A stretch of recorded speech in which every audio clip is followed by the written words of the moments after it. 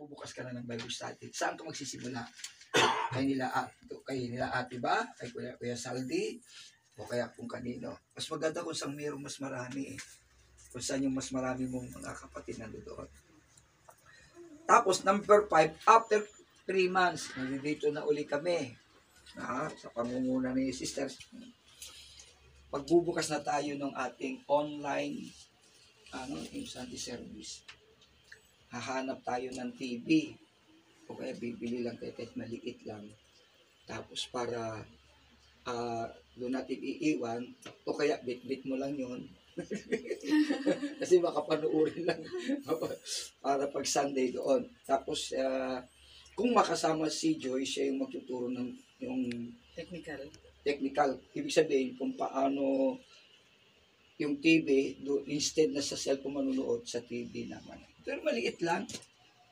Yung ganyan na para at 24 lang. Pwede. Okay, oo.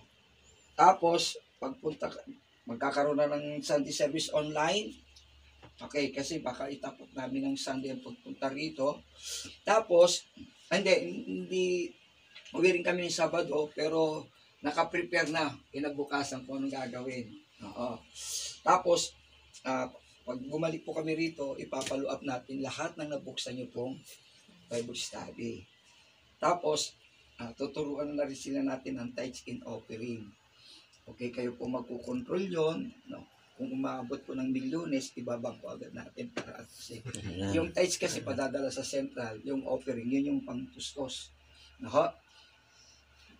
Sumunod po, maghahanap na tayo po ng uupahan na lugar para doon. Magtitipon-tipon. Kayo po manangasiwa doon. Kayo tatayong temporary na parang pastora natin doon. Okay. Sa darating na taon, instead na kasi quarterly, dapat na January, susunod March, susunod kasi June, pero May na. Oo. Instead na June, sa May tayo pupunta. Okay, magkakaroon tayo ng tinatawag na Christian Life Seminar. Full day yun. Full day. Lahat ng mga yung naipon niyo po nung isang taon, sa bagay, January pa lang i-announce na natin yun. Plus, may water baptism na tayo. Ilublob agad natin sa Puka Beach. Puka Beach. Okay. Tapos, natural, dahil 1 year na, pag 1 year na, anong tawag doon? Anniversary. Pala ko, ang bilis to. Ang bilis na. Kapaalis pa lang tayo, may anniversary. Okay, nakita niyo yung assignment. Ate Mel, hindi ko ito inaasahan. Inaasahan to ni Lord sa iyo. Oo. Binigay lang sa akin ni Lord kung ano yung dapat. Kasi mahirap naman iwanan ka lang namin na ako nakasanayan ko kasi pag binigyan ako ni General Laurila ng trabaho, blankong papel. Sir, anong pabay ko ating mga kamay kasi Sir Nes at iniiwan natin ang ayaw kong sabihin isang napakabigat na responsibilidad. Kasi si Lord naman ang gagawa nito, sasamahan ng Sister Mel. Nagiging mabigat ito kung tayo po'y kukontra. Nagiging mabigat lang ito kung tayo po'y magninegatibo. Pero magiging magaan ang lahat nito. Sabi sa aklat ng Pilipos, 4:13 ata kung di ko nagkakamali, magagawa ko ang lahat ng ito dahil sa lakas na bigay ni Kristo. Ano man gagawin natin sa pangalan ng ating Panginoon Kristo, magiging magaan lahat. Pero kung halimbawa ito pinagawa ni Lord, pero nandoon yung ating negatibo, gaya ng binanggit ko kahapon, kung tayo magiging hadlang, magiging kontrabida sa pinagagawa ni Lord, magiging pabigat ito sa atin, lagi tayong hindi available, lahat ito magiging mabigat.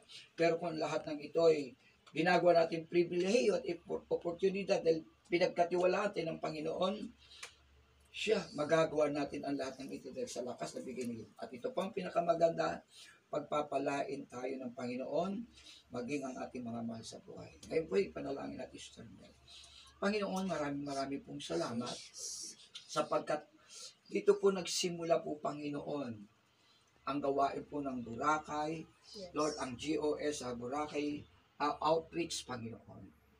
Darating ang panahon, Lord, hindi na ito magiging Boracay, GOS Boracay outreach, kundi magiging GOS Boracay chapter po, Panginoon. Pag naitayo na namin ang church, at naitaguyod na namin ang inyong iglesia sa lugar na ito sa pangunguna ng aking kapatid. At Lord, bigyan niyo po siya na makakatuwang niya, na magiging disipulo niyo po, Panginoon Lord. Tuturuan niya. At Lord, kami po ay handang tumulong at sumuporta para magampanan niya ng maayos ang tungkulin niya po, Panginoon, bilang lingkod niyo po, Panginoon.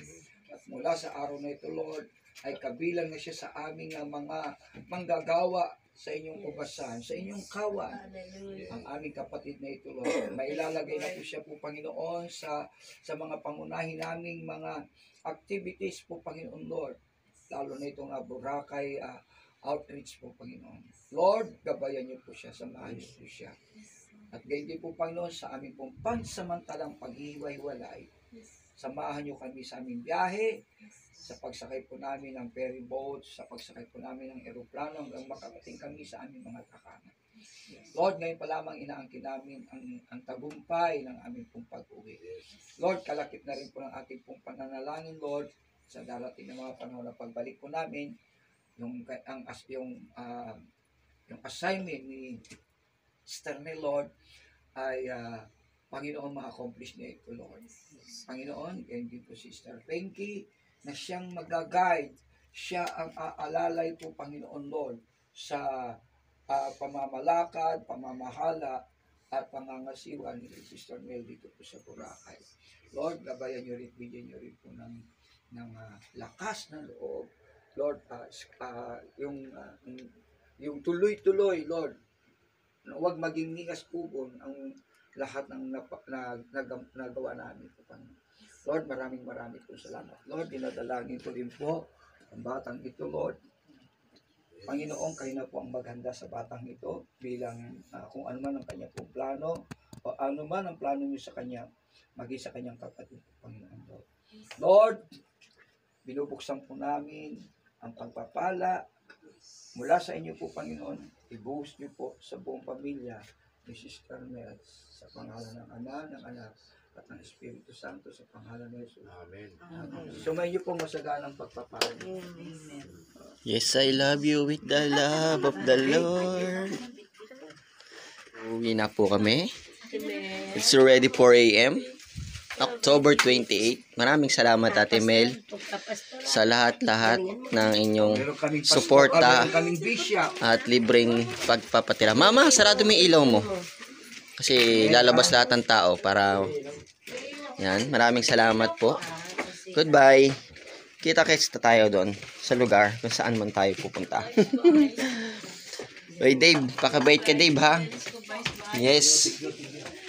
Bye.